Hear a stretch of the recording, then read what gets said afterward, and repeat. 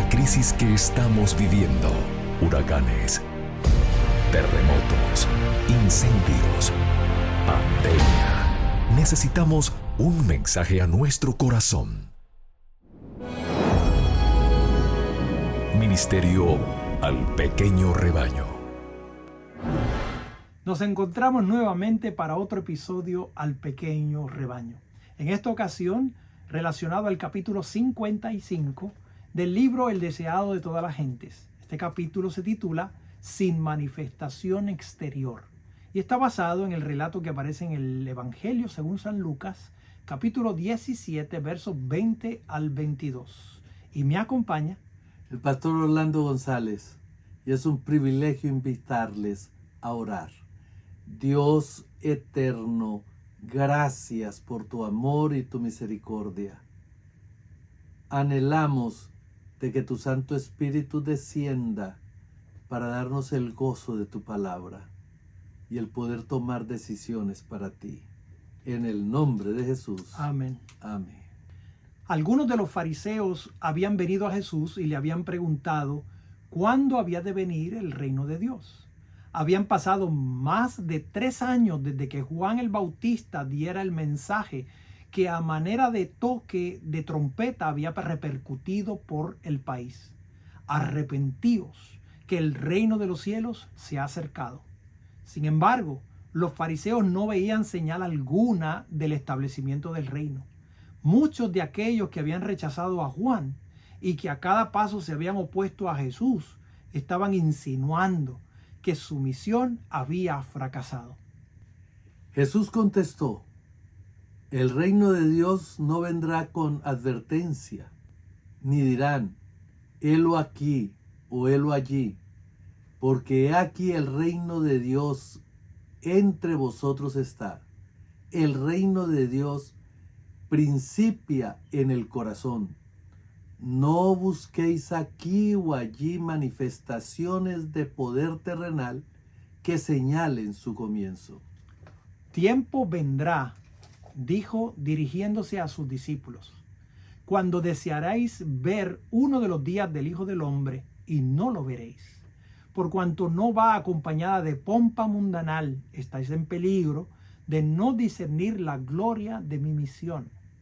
¿No comprendéis cuán grande es vuestro presente privilegio de tener entre vosotros, aunque velado por la humanidad, al que es la vida y la luz de los hombres? Vendrán días en que miraréis retrospectivamente y con ansia las oportunidades que ahora disfrutáis de andar y hablar con el Hijo de Dios. Por causa de su egoísmo y mundanalidad, ni los discípulos de Jesús podían comprender la gloria espiritual que él procuraba revelarles. No fue sino hasta después de su ascensión de Cristo al Padre y del derramamiento del Espíritu Santo sobre los creyentes cuando los discípulos apreciaron plenamente el carácter y la misión del Salvador. Después de recibir el bautismo del Espíritu, comenzaron a comprender que habían estado en la misma presencia del Señor de gloria. A medida que les eran recordados los dichos de Cristo, sus mentes se abrían para comprender las profecías y entender los milagros obrados por él. Las maravillas de su vida pasaban delante de ellos y parecían hombres que despertaban de un sueño. Comprendían que aquel Verbo fue hecho carne y habitó entre nosotros. Y vimos su gloria, gloria como del unigénito del Padre, lleno de gracia y de verdad. En realidad, Cristo había venido de Dios a un mundo lleno de pecado para salvar a los caídos hijos e hijas de Adán. Los discípulos se consideraron entonces de mucho menor importancia que antes de haber comprendido esto. Nunca se cansaban de referir las palabras y obras del Señor. Sus lecciones, que solo habían entendido oscuramente, pareciéronle una nueva revelación. Las Escrituras llegaron a ser para ellos un libro nuevo. Mientras los discípulos escudriñaban las profecías que testificaban de Cristo, llegaron a estar en comunión con la divinidad y aprendieron de aquel que había ascendido al cielo a terminar la obra que había empezado en la tierra. Reconocieron que había en él un conocimiento que ningún ser humano podía comprender sin ayuda de la intervención divina. Necesitaban la ayuda de aquel que había sido predicho por reyes, profetas y justos. Con asombro leían y volvían a leer las profecías que delineaban su carácter y su obra. Cuán vagamente habían comprendido las escrituras proféticas, cuán lentos habían sido para recibir las grandes verdades que testificaban de Cristo. Mirándole en su humillación mientras andaba como hombre entre los hombres, no habían comprendido el misterio de su encarnación, el carácter dual de su naturaleza. Sus ojos estaban velados, de manera que no reconocían plenamente la divinidad en la humanidad. Pero después que fueron iluminados por el Espíritu Santo, cuánto anhelaban volver a verle y sentarse a sus pies. Cuánto deseaban acercarse a él y que les explicase las escrituras que no podían comprender. Cuán atentamente escucharían sus palabras. ¿Qué habría querido decir Cristo cuando dijo: aún tengo muchas cosas que deciros, mas ahora no las podéis llevar? Cuán ávidos estaban de saberlo todo. Les apenaba que su fe fuese sido tan débil, que sus ideas se hubieran apartado tanto de la verdad que habían dejado de comprender la realidad. Había sido enviado por Dios un heraldo que proclamase la venida de Cristo para llamar la atención de la nación judía y del mundo a su misión, a fin de que los hombres pudiesen prepararse para recibirle. El admirable personaje a quien Juan había anunciado había estado entre ellos durante más de 30 años y no le habían conocido en realidad como el enviado de Dios. El remordimiento se apoderó de los discípulos porque habían dejado que la incredulidad y prevaleciente impregnase sus opiniones y anublase su entendimiento. La luz de este mundo sombrío había estado resplandeciendo entre su lobreguez y no había alcanzado a comprender de dónde provenían sus rayos. Se preguntaban por qué se había conducido de modo que obligara a Cristo a reprenderlos. Con frecuencia repetían sus conversaciones y decían: ¿por qué permitimos que las consideraciones terrenales y la oposición de sacerdotes y rabinos confundiesen nuestros sentidos, de manera que no comprendíamos que estaba entre nosotros uno mayor que Moisés y que uno más sabio que Salomón nos instruía? Cuán embotados estaban nuestros oídos, cuán débil era nuestro entendimiento. Tomás no quiso creer hasta que hubo puesto su dedo en la herida hecha por los soldados romanos. Pedro le había negado en su humillación y rechazamiento. Estos dolorosos recuerdos acudían claramente a sus mentes. Habían estado con él, pero no le habían conocido ni apreciado. Mas cuánto conmovía esas cosas su corazón al reconocer ellos su incredulidad. Mientras los sacerdotes y príncipes que combinaban contra ellos y eran llevados ante concilios y arrojados a la cárcel, los discípulos de Cristo se regocijaban de que fuesen tenidos por dignos de padecer afrenta por el nombre. Les era grato probar ante los hombres y los ángeles que reconocían la gloria de Cristo y querrían seguirle aún perdiendo todo lo demás. Hoy es tan cierto como en los días apostólicos que sin la iluminación del Espíritu Divino, la humanidad puede discernir la gloria de Cristo. La verdad y la obra de Dios no son apreciadas por un cristianismo que ama el mundo y trasinge con él. No es en la comodidad, ni en los honores terrenales o la conformidad con el mundo, donde se encuentran los que siguen al Maestro. Han dejado muy atrás estas cosas y se hallan ahora en las sendas del trabajo, de la humillación y del oprobio, en el frente de batalla contra principados, contra potestades, contra señores del mundo, gobernantes de estas tinieblas, contra malicias espirituales en los aires. Como en los días de Cristo, no son comprendidos, sino vilipendiados y oprimidos por los sacerdotes y fariseos del tiempo actual.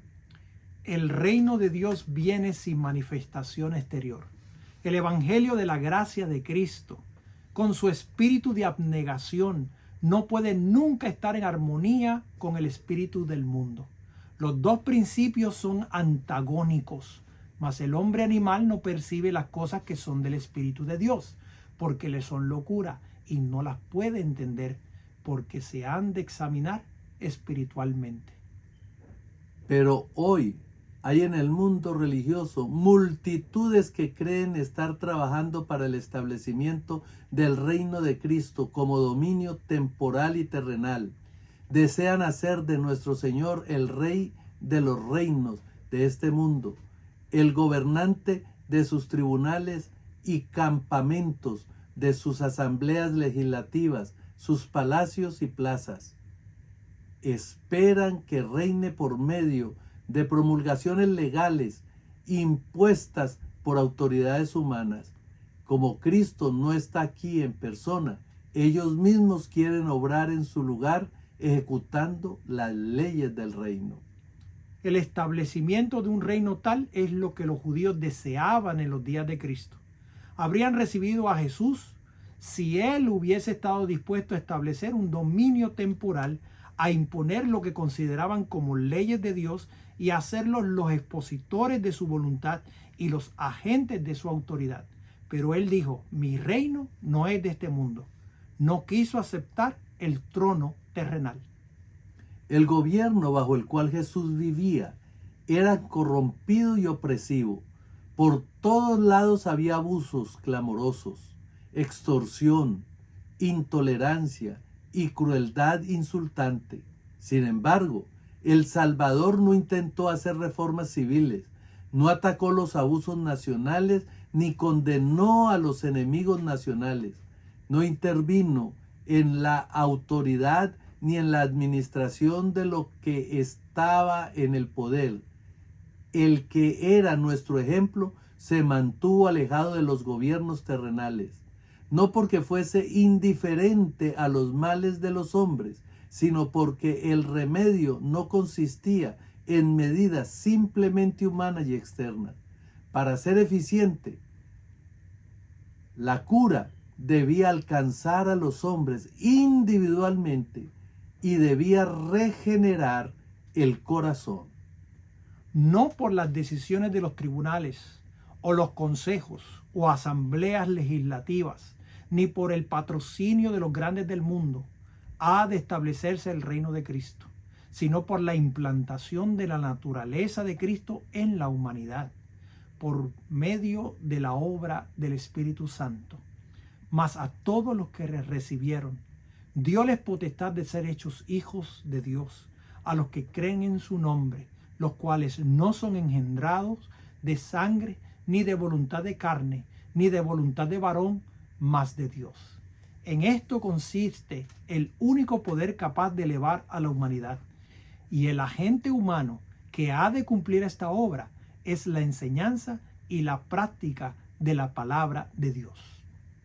Cuando el apóstol Pablo empezó su ministerio en Corinto, ciudad populosa, rica y perversa, contaminada por los infames vicios del paganismo, dijo: porque no me propuse saber algo entre vosotros, sino a Jesucristo y a este crucificado. Escribiendo más tarde a alguno de los que habían sido corrompidos por los pecados más viles, pudo decir: y esto erais algunos, mas ya sois lavados, mas ya sois santificados, mas ya sois justificados en el nombre del Señor Jesús y por el Espíritu de nuestro Dios. Gracias doy a mi Dios siempre por vosotros, por la gracia de Dios que os es dada en Cristo Jesús. Ahora, como en los días de Cristo, la obra del reino de Dios no incumbe a los que están reclamando el reconocimiento y apoyo de los gobernantes terrenales y de las leyes humanas, sino a aquellos que están declarando al pueblo en su nombre aquellas verdades espirituales que obrarán en quienes las reciban.